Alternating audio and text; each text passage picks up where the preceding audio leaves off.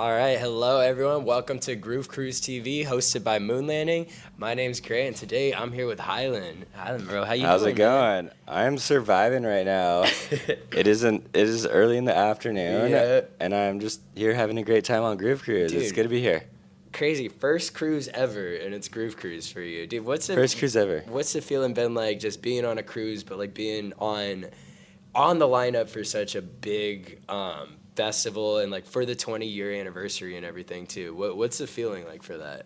It's so cool. I had no idea what to expect coming on here, but I feel like the community is so strong, especially since I play like melodic bass and bass music and stuff like that. It's a small, but it's a really strong community that's on the boat. It's like everyone that's here that has come to my sets so far, it's like not only it's like a normal festival where it's like, oh, great set, man. Like, people are out here, they're like, thank you for playing what you played. It's such a different experience than a normal festival. Hell yeah, I love that. Amazing. Yeah, I know, like just completely different vibe compared to a lot of other festivals. What's been like, because you've played a couple sets so far since you've been out here. Do you have like a set that you kind of remember within the last year or so that was just super memorable that's going to be hard to forget? So I actually don't tour all that much. I maybe played like 12 to 15 sets all of last year total. So I do remember like every set a lot, and it's like I remember every city that I go to. Yeah. It's I don't know, it's just like a blessing to be around playing with my other friends who are headlining these shows, and then also being at festivals. I guess one that was really memorable was Energi. Okay. I'm used to California shows. Yeah. And going out to Utah is a very different market, a different type of crowd. Like, you could just see by looking at everyone, it's very different than the type of people that go to raves in, like, California. And I had no idea what my crowd was going to be like. I was like, I'm just going to get up there and have fun. And they ended up packing out the stage, and it was such a great time. Like, those people out there are phenomenal. It's just like really good energy, and I did not expect that at all. So I guess that was kind of memorable. Okay, I love that. Wait, can we talk a little bit about like the prep that goes into like getting your set ready? Because I know we were just talking beforehand. You were telling me you spent quite a bit of time like preparing for your set this weekend to really just put on the best show that you possibly can. What's your process like? How do you kind of go about starting the preparation for all that? Yeah, totally. I feel like that's something that not a lot of people think about. I still have not like locked that in. I don't think I've like nailed the process yet, because for me it's like a little bit of an unhealthy process. I always have like so many projects that I'm working on, like producing for other people, and then I have to like put those aside a few days before the set and make a lot of time just to focus on like practicing on the DJ decks and making my sets in Ableton as well. Yeah. So I guess I have two different types of sets. Like the first set that I played on Groove Cruise was a back-to-back with my friend Nicodemus. Yeah. And so I spent a lot of time just like getting the perfect playlist ready in Record Box. And we went through different sections of BPM. So it was like, what it was supposed to be was like 15 minutes of each different genre. So it was like 150 BPM, and then like 175 like mid-tempo drum and bass, and then like 130 trap and bass house, and then back to like 150 euphoric. Okay. We didn't exactly follow that, but that's how I got my playlist ready. Okay. And I just spent hours like practicing, like working with those songs on the decks at my house, and getting familiar with those transitions, putting the cue points in. Yeah. And then the second type of set that I make is more of like a festival set where it's like a little bit more planned and curated. And I really like those sets because that's where I get to show a lot of my artistry. Like with the back-to-backs, I get to show my DJing skill and like reading the crowd and everything. And then with my solo sets, I get to show like my artistry, what I'm all about. Yeah. And so those, I'll like get into Ableton and like kind of like plan out the set, which I don't know if a lot of artists talk about. I don't know if it's taboo or whatever, but I feel like it's an art form of its own. Oh yeah. And I love doing that. It's like when I get in there and I could like really like look at the whole set in a DAW, I could also make so many unique edits in there that no one else has, and I feel like that's what my sets thrive on. It's like all these edits that I've made that no one else has, and that's what makes it unique. I love that. So this was my first time seeing you perform live. A bunch of us like made it to your set yesterday, and then I know a couple of us were there day before. So first time for a lot of us seeing you. What do you hope a first time person at your set gets from that set? Like, what's the feeling that you hope they get from seeing you play? I like that question.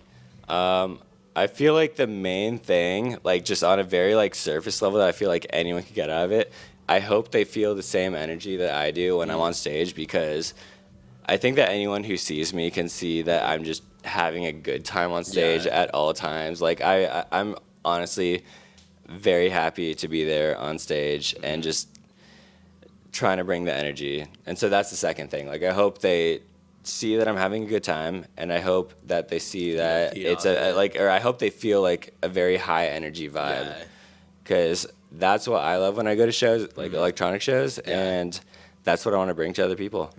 Hell yeah. No, I've definitely felt that at your set, so that's a good way to put it, man. Let's tell me a little bit. I know you got some fun stuff coming up in LA that you've been planning. You want to talk a little bit about that? Yeah, so a lot of the things I've been doing recently is like either festival slots or direct support slots, and I really have been wanting to focus on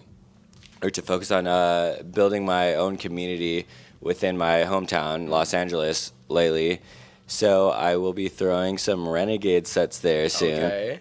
I feel like LA is like missing a little bit of that underground scene, because there's so many big pop-in shows from Insomniac, like all the clubs, and there's a lot going on over there. But I mean, maybe I'm a little out of touch with it. I don't think I am, but it's possible. But like, I haven't really seen a lot of like Renegade grassroots like bass music and melodic type sets over there, and I really want to start creating that community for myself. I feel like that'd be really fun, good for the city, and good for build like your own little community with that. Yeah, exactly. I like that. How would you describe your music to somebody that's never heard your music before? Do they know what EDM is, or that's a loaded question? How about they don't know what EDM is? I've done this several times, really? And it's always really weird. It's like chain smokers but harder. Okay. Like that's like to the very like the novice, like they've never listened to EDM. If they're into EDM, I'll be like, I don't know, like 7 Lions meets ISOXO. Ooh, okay. Yeah. Okay, that's a good way to describe it right there. Well, how does that description work after seeing my set? I would agree with that, because I saw the last 30 minutes of your back-to-back with Nick, and I'd say that's a pretty accurate description. And nice. For the little bit of your set yesterday that I got to see, I'd say that's pretty accurate. I like that. Yeah. Beginning of 2024 right now, obviously got a lot going on this year, it sounds like. What are you looking forward to most this year? So I actually just went full-time music about a month ago, Congrats. like 3 weeks ago, which is a crazy feeling. I used to work in the service industry. Okay. What'd you do? I was actually bar backing, so I was not even a bartender at my last job. It wasn't great. I've done a lot of different positions in the service industry, like busser, bar back, bartender, server, like all these different things, and it's just like draining. It's like a good way to make money, especially like to sustain yourself in LA, because it is good money doing that. But I didn't really realize how like mentally draining it was until I got fired because I didn't show up on New Year's. And I have been the happiest I've been in my entire life over the last month. That's awesome. Like, it's been so fulfilling. And so what I do, aside from my artist project, is I like produce music for other people. And I've been getting so much work, and I've been so happy. It's been wild. So I just hope like the rest of 2024, I get a hold on to that feeling and just keep being productive and happy doing what I do. Like it's been great. No, that's good. That's good to just be like happy with what you're doing, because I think it's really important, honestly. That's a luxury that not everybody has with what they do. So the fact that you get to do something that you love and it's a dream of yours, and those dreams are like starting to come to fruition right now, and like you're able to like go pursue this full time kind of thing. That's awesome. Yeah, and even like a lot of other artists that I'm friends with, I see them like sometimes they'll like lose sight of that, like just being happy making music, which is what got them into this.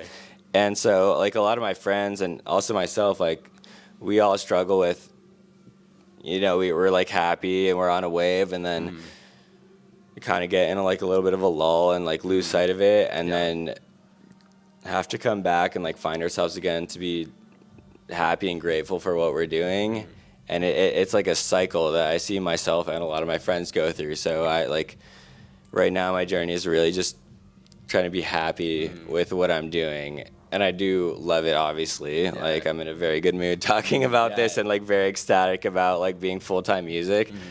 So I'm trying to hold on to that as much as I can. Hell yeah, that's honestly a great mindset. Don't lose that. It's a beautiful thing, and I'm sure people are gonna hear that and feed off of that there. Last question for you.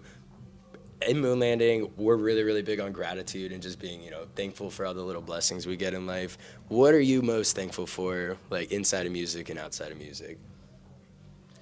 Outside of music, I would say I have a really tight-knit friend group at home in Los Angeles, both artists and non-artists, and I think that's really important because I have all my, you know, close people in the music industry that are keeping me grounded, and you know, we support each other, going to each other's like shows and festivals and whatever, and it's not only really fun, but it's just like good to have that little community of artists like in the scene. And then it's also really important for me to have a couple friends that I've had for 5-10 years that are not artists. They have nothing to do with the scene. They just enjoy it, and they're a good time to hang around, and they're like genuine people that I could like trust with anything, like whether it's like an opinion or just I don't know their interactions as friends. That's been really important to keep me grounded, and so I'm extremely grateful for that. I try not to take that for granted, like any day. Hell yeah, I love that. Anything you want to shout out or talk about before we wrap things up here? I don't think so. I'm stoked to be here, stoked to be talking to you and on this cruise. Like, this is a wild adventure for a first timer.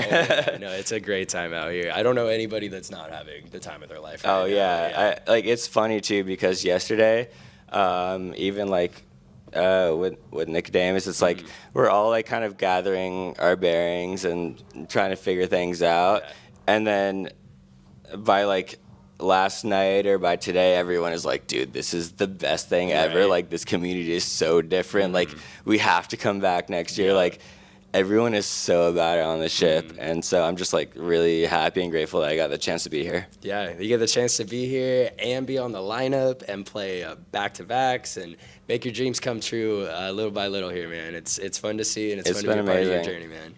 Well, maybe next year I'll get an extra set and a bigger room. Hell yeah, man. Well, I appreciate you taking the time to sit down with us and chat. This is Groove Cruise TV, hosted by Moonlanding. My name is Grant, and this is Highlnd.